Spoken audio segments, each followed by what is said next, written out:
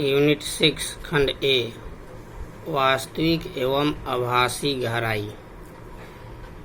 यह एक टॉप है जिसमें ओ बिंदु पर एक बिंदुवत वस्तु है जिससे निकलने वाली किरण ओ क्यू और ओ पी क्रमशः क्यू आर और क्यू एस दिशा में मुड़ जाती है।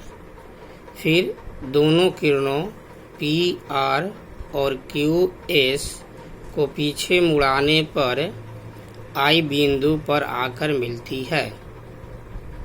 इसलिए वस्तु ओ का आभासी गहराई एम आई तथा वास्तविक गहराई एम ओ होगा। सघन माध्यम में कोई वस्तु बिंदु ओ पर रखी गई है जैसा कि फिगर में दिखाया गया है। ओ से चलने वाली किरणें ओ पी तथा ओ क्यू समतल सतह पर आपतित होती है और अभिलंब से दूर क्रमशः पी आर तथा क्यू एस दिशा में मुड़ जाती है, परंतु दोनों किरणों को पीछे बढ़ाने पर आई बिंदु पर मिलती हुई प्रतीत होती है। इसलिए एमओ को वास्तविक गहराई तथा एम आई को आभासी गहराई कहा जाता है। स्नेल के नियम से म्यू 1 sin I बराबर म्यू 2 sin R। यदि जल को प्रथम माध्यम तथा हवा को दूसरा माध्यम माना जाए तो म्यू डब्लू sin I बराबर म्यू ए sin R। यहाँ माना कि म्यू डब्लू बराबर म्यू और म्यू ए बराबर 1, जहाँ की हवा का अपवर्तनांक हमेशा 1 होता है और पानी का अपवर्तनांक म्यू डब्लू को म्यू मान लिया गया। इसलिए म्यू sin I बराबर 1 sin R, इसलिए म्यू बराबर sin R बराबर sin I। इसको समीकरण 1 मान लिया गया। अब चित्र में O M I Q O M Q त्रिभुज में साइन I बराबर M Q by Q O. इसी प्रकार त्रिभुज एम आई क्यू त्रिभुज एम आई क्यू में साइन आर बराबर एम क्यू बाई क्यू आई।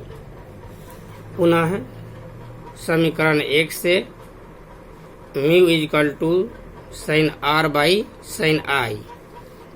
इसलिए mu is equal to sine R का मान यहाँ रख दिया जाएगा M Q by Q I और नीचे साइन आई का मान रख दिया जाएगा M Q by Q O और यहाँ पर कैलकुलेशन किया जाएगा तो M Q by Q I into Q O by M Q cut जाएगा तो mu is equal to Q O by Q I बचेगा। अब फिगर में एम और क्यू को दूर दिखाया गया है लेकिन दोनों बहुत नज़दीक है।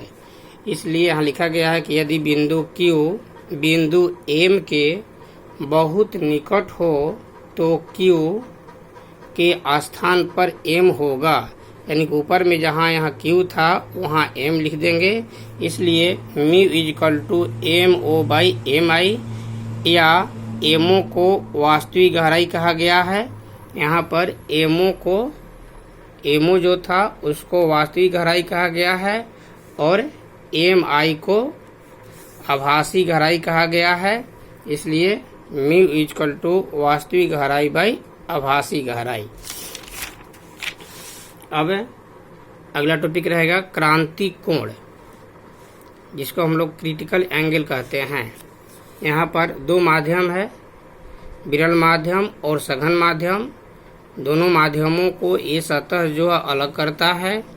कोई वस्तु सघन माध्यम में है तो सघन माध्यम से जब विरल माध्यम में जाती है तब विलंब से दूर भागती है, लेकिन वही वस्तु जब सतह पर चलने लगती है तो 90 डिग्री के सामने जो एंगल बनता है, जो कोण बनता है, उसको क्रांति कोण कहते हैं। जैसे जब प्रकाश की किरण सघन माध्यम से विरल माध्यम में अपवर्तित हो तो, सघन माध्यम से विरल माध्यम में हो तो 90 डिग्री जो है कोण है 90 डिग्री अपवर्तन कोण के संगत के आपतन कोण को दोनों माध्यमों के बीच क्रांति कोण कहा जाता है। इसे IC से सूचित किया जाता है। अब अगला टॉपिक है पूर्ण आंतरिक परावर्तन। यहाँ पर देखिए क्रांति कोण का ये लाइन था। अगर ये क्रांति कोण को और अधिक हम बढ़ा देते हैं, यहाँ पर दिखाया गया फिगर में, नीचे वाला लाइन जो क्रांति कोण है, क्रांति कोण को और बढ़ा दिया गया तो किरण उसी माध्यम में नहीं जाकर, यहाँ पर उसी माध्यम में नहीं जाकर सघन माध्यम में ही रिटर्न हो जाती है। इसको कहते हैं पूर्ण आंतरिक परावर्तन, टोटल इंटरनल रिफ्लेक्शन। यदि आपतन कोण को और बढ़ाया जाए तो दूसरी ओर पारदर्शक माध्यम की उपस्थिति में भी किरणें उस माध्यम में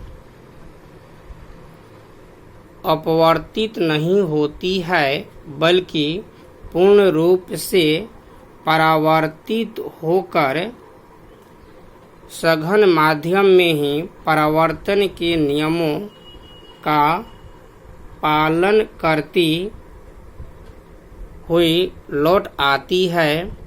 इसी घटना को प्रकाश का पूर्ण आंतरिक परावर्तन कहा जाता है।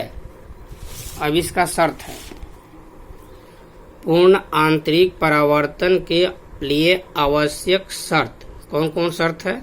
तो पहला शर्त है कि प्रकाश को सघन माध्यम से विरल माध्यम की ओर चलना चाहिए। यानी प्रकाश जो है यहाँ सघन माध्यम नीचे वाला है, सघन माध्यम से विरल माध्यम की ओर जाना चाहिए। दूसरा है आपतन कोण का मान क्रांति कोण से अधिक होना चाहिए, यानी कि ये जो आपतन कोण का मान है ये क्रांति कोण से अधिक होना चाहिए। दो शर्त है। अब अगला टॉपिक है क्रांति कोण एवं अपवर्तनांक के बीच संबंध है। तो यहाँ पर नीचे वाला सघन माध्यम हो गया, ऊपर वाला विरल माध्यम हो गया। विरल माध्यम को 1 माना गया है, सघन माध्यम को 2 माना गया है। प्रकाश जो है सघन माध्यम से विरल माध्यम की ओर जा रही है, तो इसके ऊपर क्रांति कोण और अपवर्तनांक के बीच संबंध बताना है। माना कि सघन माध्यम 1 और 2 के निरपेक्ष अपवर्तनांक क्रमशः μ1 और μ2 है, μ1 और μ2 है,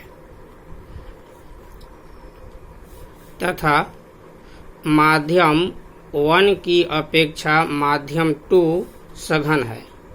यदि क्रांति कोण IC हो तो अपवर्तन कोण 90 डिग्री होगा। स्नेल के नियम से μ1 sin θ1 बराबर μ2 sin θ2। यहाँ पर θ1 को 90 डिग्री तथा θ2 को IC माना गया है। तो μ1 sin 90 डिग्री, यहाँ θ1 था वहाँ 90 रख दिए, जहाँ θ2 था वहाँ IC रख दिए। तो μ1 sin 90 का मान 1 हो गया और IC जो का त्यों हो गया। अब μ2 sin IC को इधर कर दिए और μ1 को इधर कर दिए, तो μ2 और μ1 को इधर ला दिए तो नीचे डिवाइड में आ जाएगा, और sin IC को इधर कर दिए इधर डिवाइड में आ जाएगा। तो यहाँ पर निरपेक्ष अपवर्तनांक कौन सा, इसको हम लोग 1 μ2 भी लिख सकते हैं और 1/sin IC हो जाएगा। यदि पहला माध्यम को हवा माना जाए, यानी पहला माध्यम जो ऊपर वाला जो माध्यम हवा हो, तो μ1 का मान 1 हो जाएगा। तो उस कंडीशन में हम लोग लिख सकते हैं μ = 1/sin IC। तो आज हम लोग का हुआ टॉपिक जो वास्तविक और आभासी गहराई। उसके बाद अगला टॉपिक था हम लोग का क्रांति कोण। उसके बाद अगला टॉपिक था पूर्ण आंतरिक परावर्तन। पूर्ण आंतरिक परावर्तन का आवश्यक शर्त था। और अंतिम टॉपिक क्रांति कोण और परावर्तनांक के बीच संबंध था। और कल बताएंगे प्रिज्म के बारे में। तो आज हम लोग का पहला क्लास इतना ही रहेगा। धन्यवाद।